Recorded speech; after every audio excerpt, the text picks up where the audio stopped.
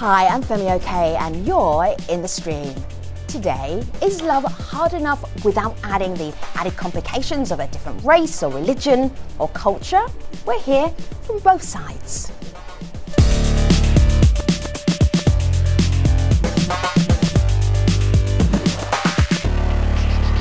Today's show is all about sharing. It's getting quite romantic already. Our online community is very happy to share. We really are. TMI, digital producer Malika Balai? No such thing. Yes. Well, yeah.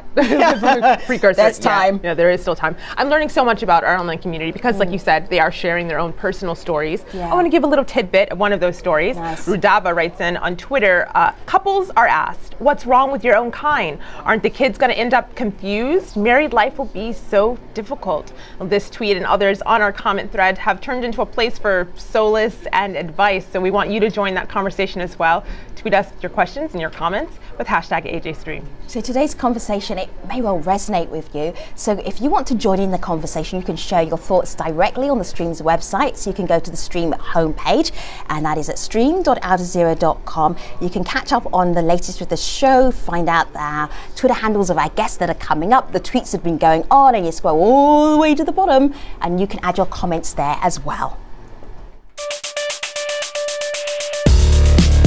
Hi, my name's Tara Fatahi and I'm a PhD student in medicine and I am in the stream. Does love have boundaries of race, religion or culture, or should it? Cross-cultural relationships are on the rise across the world, and in the US, for example, there are around about 15% of new marriages. Here's what our international community had to say about multicultural relationships. Not only is it easy being in a cross-cultural relationship, but it's also intellectually stimulating.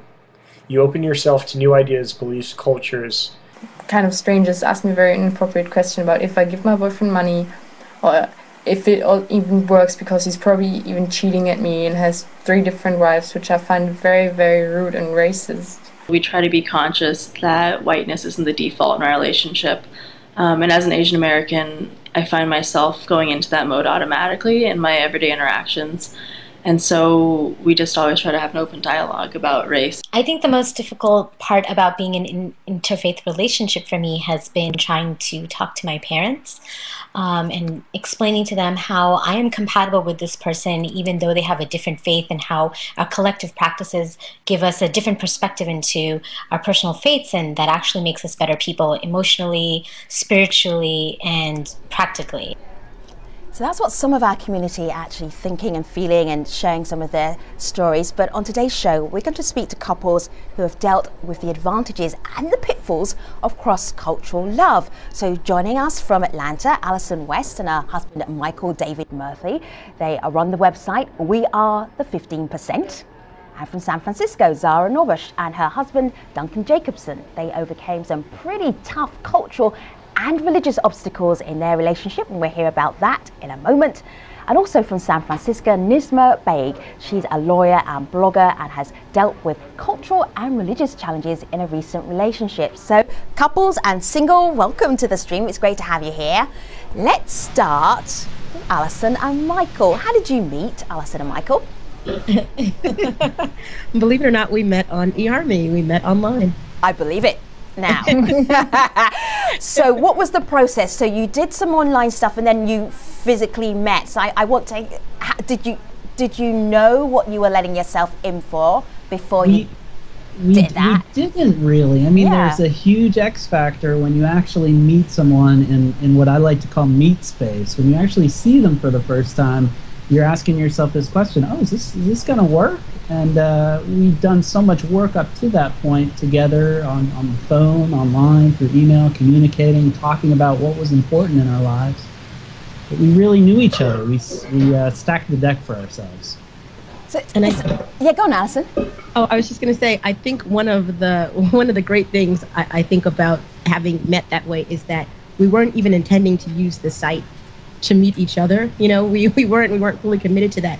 And out of all the women in the world and all the men in the United States, we met each other. Michael set his parameters pretty wide, and I did as well. And, you know. And we put our faith in an algorithm. I mean, seriously. So, I mean, obviously you sitting together, it's obvious what the cultural differences are as you're sitting together. At what point did that mean anything to you, or does it? It does in small ways every day, in the kind of obvious visual way, in the way people see us or react to us. But in the day-to-day of our lives, it doesn't. Our sameness is what brings us together. And yeah, a difference too, but it's that we were both raised in healthy, loving families who cared about us, that our value system aligns. These are the things that are far more important than the fact that we might look like we're from different heritages. Yeah, different heritage. Well, Nisma, I want to bring you in here because a lot of our community members are talking about stigma. Now, that's stigma from the outside, but it's also internal stigma. Nadia Ali on Twitter says, in today's world, personal prejudice continues to leave room for doubt in the minds of many. So I think this begs the question, did you have your own little seed of doubt before you entered into your previous relationship? Did you have preconceived notions, or was that something that you were, interested and excited about going into? Sure. I think that I always knew that I was not going to be in the traditional couple that my parents had always kind of envisioned for me. I feel that with my career as well, and just everything in my life. So from a really young age, I kind of knew it would be an uphill battle. I never actually pictured having a formal wedding because I didn't think that my parents would ever be willing to come. So it was just a different kind of outlook on life. And they wouldn't be willing to come, but could you elaborate for our audience who doesn't know your own personal background or that of the person you were dating? So I'm Indian American, and my parents are from Hyderabad, India, and they were raised Muslim, and so was I. And they just had a very strict view on me marrying a Muslim man who was also Indian, preferably from Hyderabad. But that was when I was a kid, and they had all that opportunity to kind of predict what was going to happen. And they learned pretty soon that I was a little different than what they expected. And so now they've slowly started to accept the changes that I've forged in my life, and I think that they're growing, and it's nice. So before I reintroduce you to Zara and Duncan, I have to tell you that Zara is a stand-up comedian, and she uses her relationship in her stand-up act. I'm just going to play you just a tiny little bit. It's really about, well, how she talks about Duncan. Duncan, I hope you know about this. Have a listen to this. I just have to tell my Iranian, Muslim parents that my white, translucent, atheist, infidel, non-believing boyfriend is moving in with me. So, Duncan, I hope you've heard that before, and we haven't just played that to international TV. So, Zara and Duncan, basically you put a ring on it. Let's see the rings. Congratulations. Oh, here it is. Very nice. How long have you been married now? A month. Yeah, a month and a half, I think. Oh, it's still shiny. That's lovely. Look how close they're sitting. That's so cute. Okay, so when was the moment when you thought, okay, I am in love with this person, and then what were you thinking after that? 2 years into the relationship? Oh. Yep, 2 years. Yeah, 2 years. Wow, that took a while. We were both very marriage averse. It took us a long time to acknowledge the fact that we were both still around with the same person after 2 years. And we'd been together 9 years before we got married a month ago. That's amazing. So, Zara, when you first got together with Duncan, I'm just thinking, what were you thinking when you saw him, and did you see challenges in front of you, perhaps? When I saw him for the first time, I saw rock hard abs. And I thought, I believe him when this guy in the dorms tells me that he's a water polo player. And that was the first thing on my mind. Duncan? Yeah, the first thing on my mind was telling her a good story about how I played water polo, which wasn't even true. But See, what I'm hearing right now is that you're using a lot of humor to deflect what possibly could be quite difficult for some couples. Am I reading too much into this? Well, I think you're right. I think it was difficult, and because we were in college and my parents weren't, in the dorms living with me, and I wasn't living with my parents, I sort of had the freedom to put it far, far, far into the back of my mind and not actually have to confront those questions until 2 years in the relationship when we wanted to move in together. And then it became a very big conversation. Well, Allison and Michael, I want to go to you because we just heard Zahra mention family and that they weren't in the dorms, but I'd like to know what your family thought of your relationship. And based on these tweets, I want to know if you had a similar experience. On Twitter, one person says family and friends are quick to highlight religious, linguistic, cultural, and other barriers and discourage such couples. And on Facebook, Marissa writes in, our greatest triumph has been tuning out the noise and stripping away all of the politics of our respective religions, focusing on God's actual commands and instructions. So in her case, it was different religions coming together. But that stripping out the noise, I know that that's something that resonates also with you. Absolutely. We talk about kind of looking for reactions and being hyper aware of others' kinds of their reactions to us as we, move through the community or travel even. We took a trip to Alabama, and even though we're in Atlanta, Georgia, we're still like, oh, Alabama's probably more racist. How was it in Alabama for you?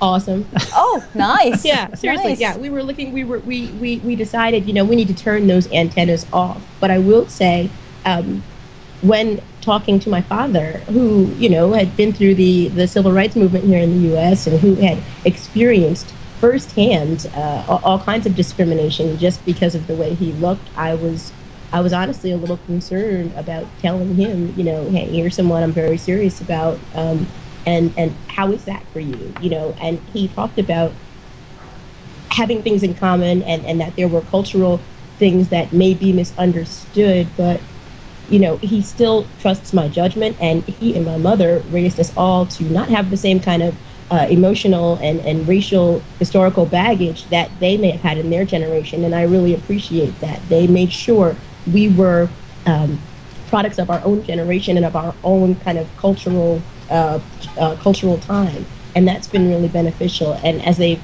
grown to know Michael and of course love him, they understand. They love you. They understand that we have conversations about race all the time. What do you talk about when you talk about race? What do you talk about? Everything under the sun. Our conversations now tend to center around our daughter, who turns 2 in a couple weeks, and kind of what world will she inherit, and specifically with creating this website, weareth15%.com, where we're featuring photos that from all over the country that people are sending in of their families. That maybe someday there'll be a point where our daughter will just be like, "Why'd you start this website? Yeah. Like this is silly. Like why? We want the issue to become boring almost." I'm looking through some of the sort of blended, mixed heritage families and some really beautiful shots here. I want to ask Nisma about your friends. When you were in your multicultural relationship, what were your friends saying? Were they helpful or hurtful? Most of my friends were pretty great, actually. It was mostly my extended family and my cousins who were tricky. Now, what were they saying? What were the cousins saying to you? Well, they kept asking me if it was just like a fling. And, if I was getting serious, then it wouldn't be a good idea. And that it's fine to have flings when you're young, but now that I'm getting older, I should really settle with somebody who's more like me. Okay, so skipping over to Zahra and Duncan, how about your family? What's the family reaction in your homes? Speaking of flings, I think that's a surprise Duncan and I had. I think we went into it thinking that we would just be a fling, that we were hanging out in college and that's all it would be. And so was Duncan your exotic hot man then? Was he like you're dipping into be the exotic world? Obviously you're quite boring, but Duncan is exotic. He was my exotic white man. Nice. And when I first brought him home to my parents, my parents just thought, okay, she's bringing a friend over, and they met him, and I explained that he's my boyfriend, and I think they also, kind of like what Nisma was talking about, they thought that it was going to be a fling, and then, a year later when I said we want to move in together, you know, they were like, why is this even a question? It shouldn't even be a question that you would ask us. It's non-Islamic. How could you even bring it up? It doesn't even make sense to ask. Right. Duncan? Yeah, for me, I was kind of going through the process a little bit more of an outsider's perspective. And from my perspective as the atheist moving in, you know, I didn't have any moral problems with it, but at the same time, I felt, you know, I wanted to be respectful of what was going on for their family.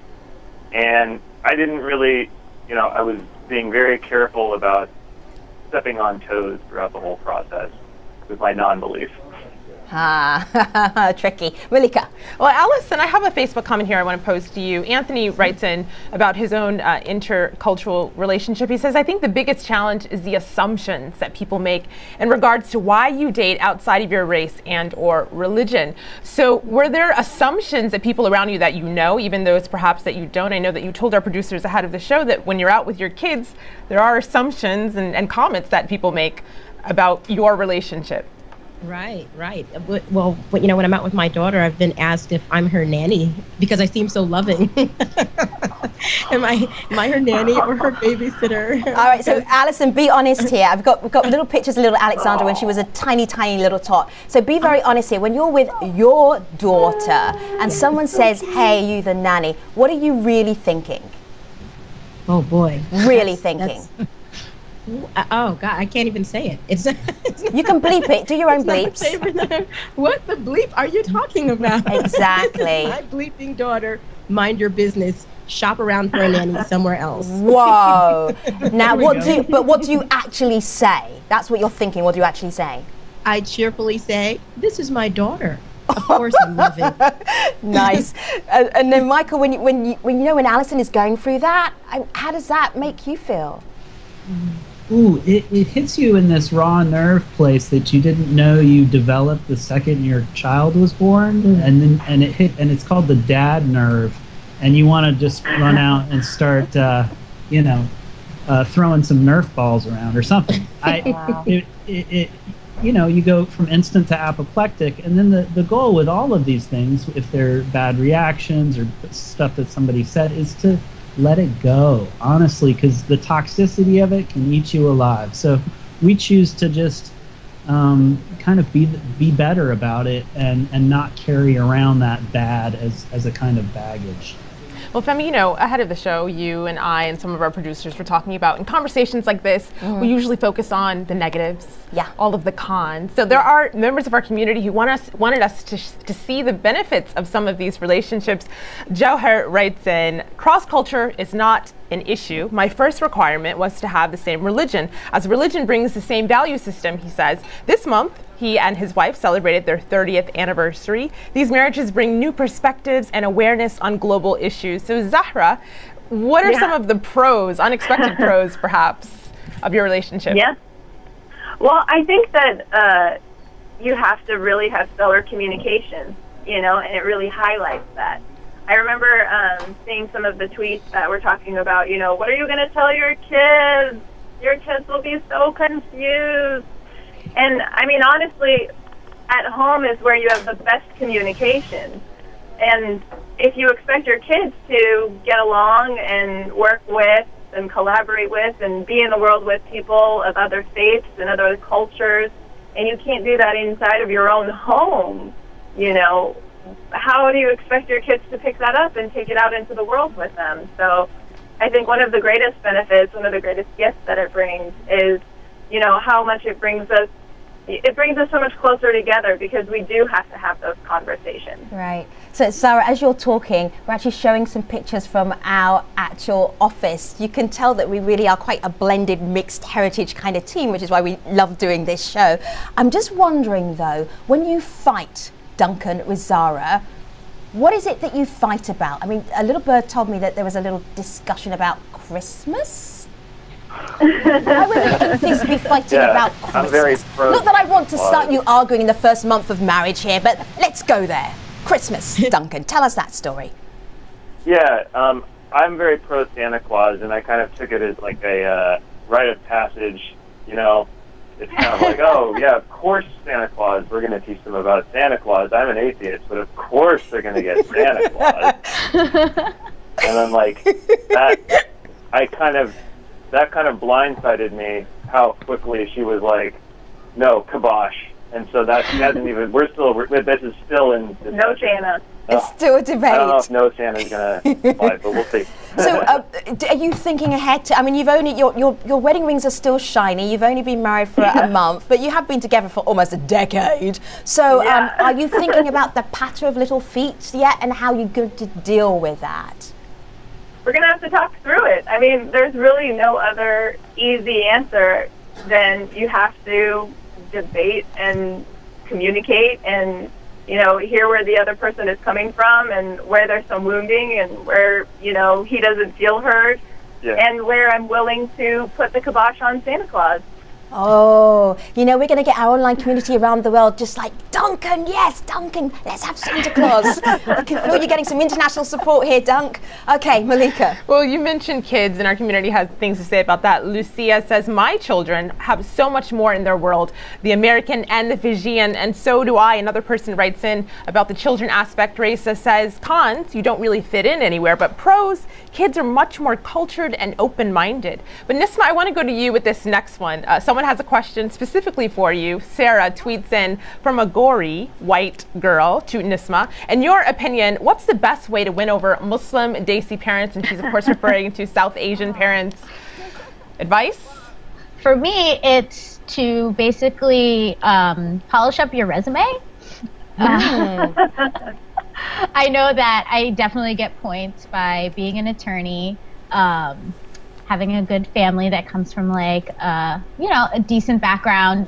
Both my parents are professionals. I'm a professional.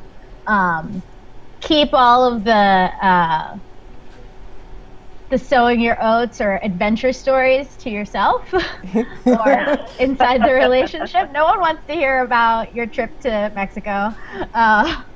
Maybe leave that one aside and talk about volunteer work. You know, just approach it like you would any job interview. See, Nisma, I see Alison and Michael, they're together. Zara and Duncan, they're together, and you're in a little box all by yourself. So, do you have a man right now? You put off multicultural dating. Give us an update. I am seeing somebody right now. He is Agora, a white guy, and he's great. We've been dating for about 8 months. I'm actually in his apartment right now because his internet connection. Going well, okay. Yeah. His internet connection's better than mine. Is he there? Is he with you? He's roaming around doing All right, ask him just to walk past your shot and then we can see what he looks like. Let's see. Brendan, we've got 30 seconds to see you. He plays water polo, definitely. Yeah, I have a feeling, Duncan. Yeah. Do we see Brendan? Let's see. Okay. This is Brendan. Oh yeah, he looks like a water polo man. Very nice. You see now we're the matchmakers, Malika Bilal. We have Alison and Michael, we have Zara and Duncan, and we brought together Nisma and Brendan. This is how it should be. It's been so much fun talking to you. We're going to talk some more in the post show at stream.aljazeera.com. I'm going to see if I can dig and get even more personal than we've already got. I think it's possible. I think it's possible. I have the means. In the meantime, I'm going to say, let's take a look at tomorrow's show. On the next program, a movement that started with a selfie. We'll look at Lebanon's Not a Martyr campaign and hear what Lebanese youth have to say about the divisions and instability in their country.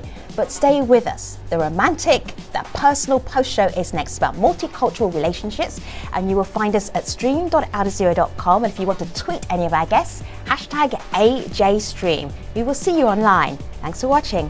Take care.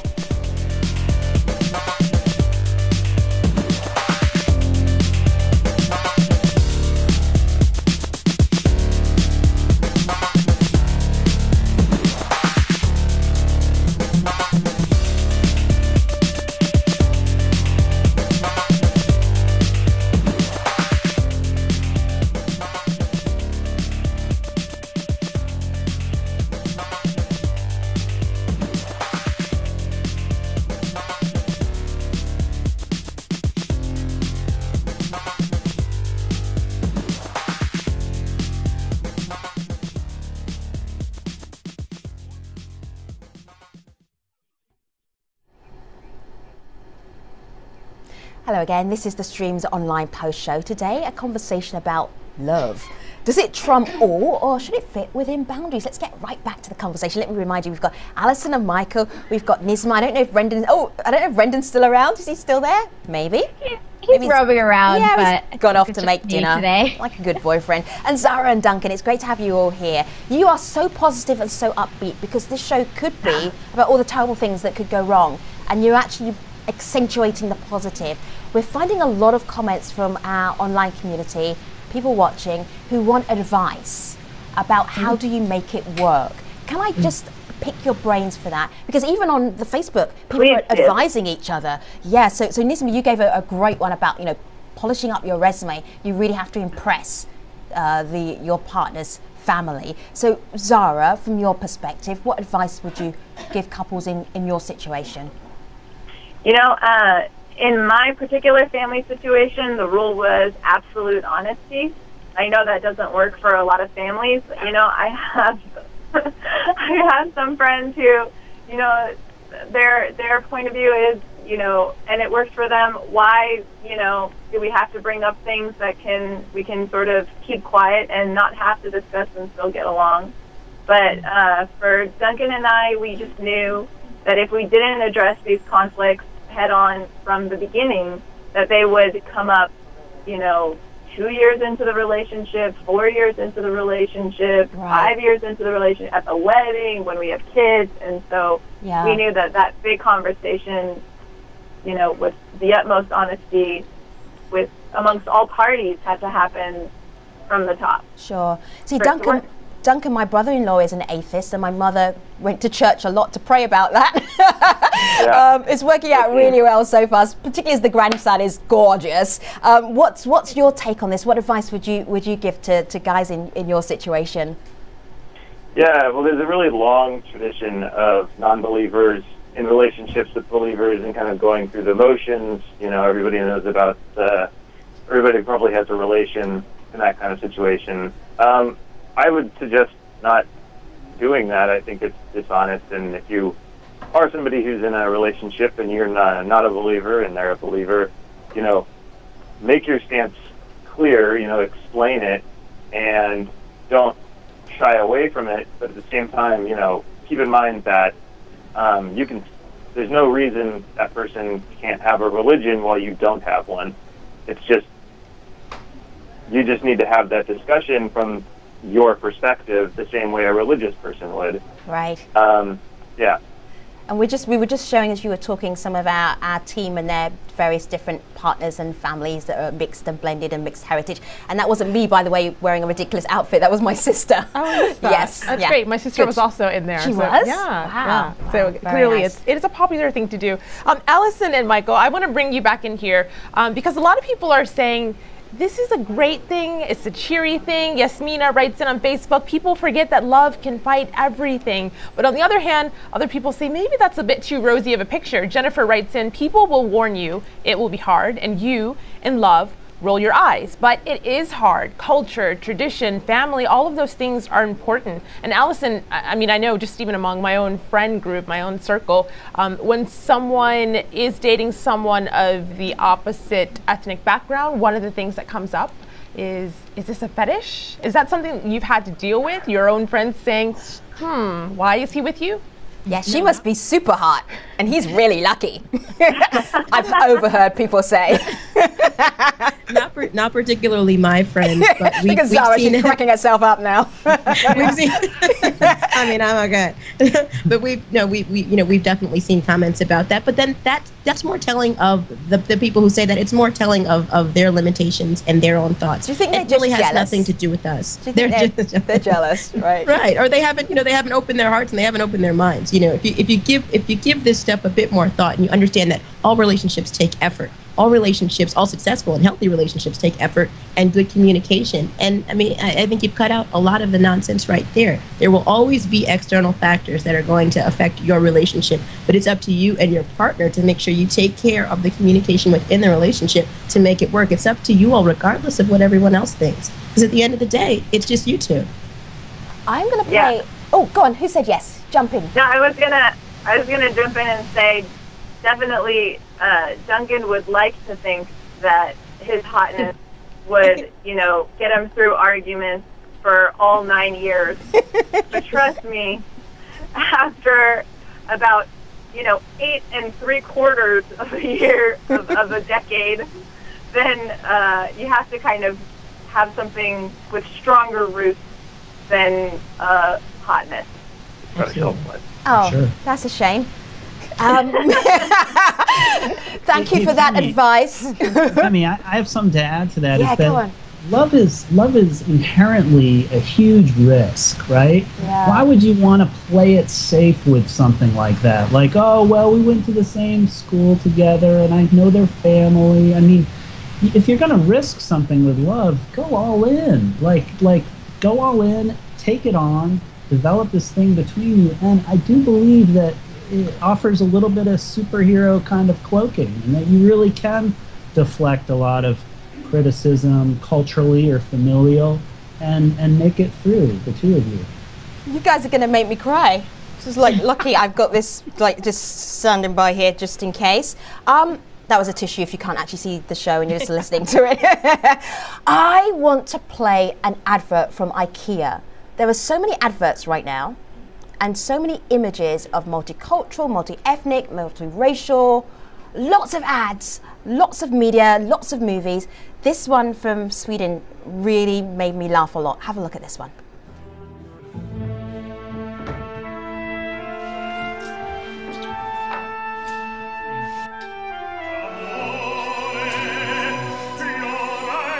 Woman that was our couples we have on our set and part of our guests are obviously mixed heritage and mixed culture going on there, and just doing a regular ad, and there's nothing unusual about that. Could be any couple at any time, apart from they're both very attractive. So when you see things like that, Zara and Duncan and Alison and Michael and Nisma and Brendan, when you see those images where they're trying to make a variety of different couples, very normal and very everyday, is that helpful, or do you think they're going for the shock value? They just want people to talk about them?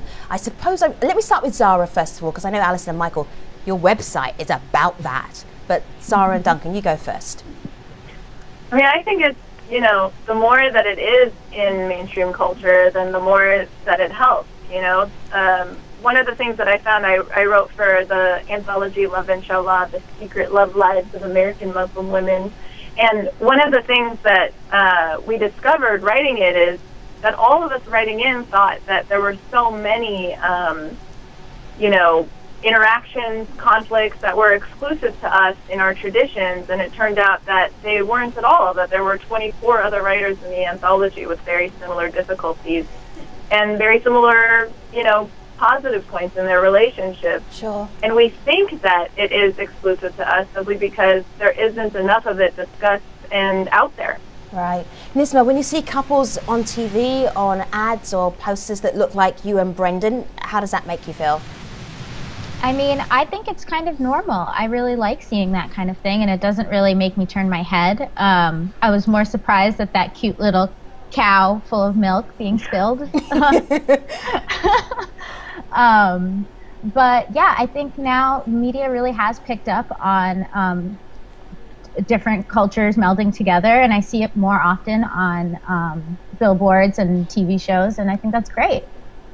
I don't want to play this whole of this Cheetos ad, but there's an ad. I'm going to play it, Cheerios ad, and I'm going to play it as I talk over it. But there's a lovely little girl. This could be Alexandra in like 3 years' time. And there's a mum, and then there's a dad. I don't want to spoil the punchline, but the daddy's on the sofa, and the little girl puts Cheerios on the dad. And there she goes, going off to the living room. People went apoplectic in the US when they saw this ad. What do you think's going on, Alison and Michael? This is your family. This is every day, right? Yeah, it's every day for us, and it will increasingly become every day for America. I mean, all the demographic trends say this is how America is going. This is the face of the new American family. So as the demographics move in this direction, people have to become comfortable with it. We're not asking permission for them to be comfortable. We are the 15% and growing. So it's obviously smart of marketers to start hopping on it now, and it to start kind of advancing in popularity across the media spectrum. And it's just gonna only happen with more frequency. So where does that comfort level come from? Does it come from you making people feel comfortable? Is that because Alison doesn't say, what the bleep are you talking about? This is my baby. And she goes, oh no, it's my baby. Or does it come from the rest of the world catching up with you? How do we get to that comfortable accepting position? See, I think the thing about acceptance is it's almost as if you're asking someone else for permission to be. And I don't believe in that. I think we are a reality in the same way, you know, anyone else who's kind of fought from marginalization is a reality. You know, we don't want to ask permission. We just want to be. And I feel like the images on our site, commercials like the Cheerios ad, all the billboards, all these things, even if they're sparking all kinds of outrage, are saying these things exist. Here they are. And the more we show families and similarities and commonalities, the more it will help those who aren't willing, I guess, intellectually or socially or emotionally. It will help them move right along with everyone else. Maybe not at the same pace, but that's okay, because we'll still be here. And in moving right along, some of our community members tweeting in have ideas for how that's going to happen. Doja writes in on Twitter, cultural differences face criticisms, but he says the younger generations are beginning to change that. So I just want to end us off with a nice, happy story. Okay, Someone I like who happy stories. submitted their own experience. Jonathan on Facebook writes in, I'm a Sri Lankan in a relationship with a Thai girl. We often struggle with values that our society embedded on us, but you get the opportunity to reevaluate and introspect yourself. Nice. Oh, do you know, we could talk forever. There's so much to talk about and share, and it's been such a pleasure doing it with all of you. So I'm just going to say, Alison, Michael, thank you so much. It's been great. Is there anything burning that you feel you need to say before I actually turn the internet off? Oh, no, it's been great having this conversation. All right, we really the more of these we have, the better. Thank you. All right. Nisma, just get Brendan for a moment so we can wave goodbye to him. In the meantime, He's actually stepped out. Oh, okay, all right. Well, do you think there's prospects? What do you think about him? I mean, it's 8 months. What do you think? Is he marriage material? Oh, well, see, I think we're both not really there yet. It's only all right. 8 months. All right, I'll call you next month. I sound like one of your relatives, don't I? Yeah, you're not getting any younger, Nisma. It's a fling. Where are the grandchildren? I'm giving you a hard time. Probably just as well he's gone out. I was going to ask him that question too. Zara and Duncan. Nisma, thank you so much. Zara and Duncan, it's been a pleasure. Any last thoughts before I let you go back your normal daily life? Yes. Say no to Santa.